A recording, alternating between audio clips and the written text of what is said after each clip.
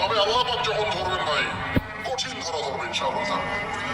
আল্লাহ রাব্বুল আলামিন যখন ধরবেন ছাড় দিতে দিতে দিতে দিতে যখন ধরবেন এমন ভাবে ধরবেন যে একদম ছিন্ন ভিন্ন করে রেখে দেবেন। এটা হলো সুন্নত। আল্লাহ রাব্বুল আলামিন সবসময় কঠিন ভাবে ধরেন না, কিন্তু ছাড় দেন ছাড় দেন ছাড় দেন ছাড় দেন, লম্বা করেন, সময়টা লম্বা করেন যাতে করে তার বিরুদ্ধে আল্লাহ প্রমাণ শক্ত হয়। তারপর যখন ধরবেন এমন ধরে ধরবেন একদম ছিন্ন ভিন্ন করে রেখে দেবেন সামনে।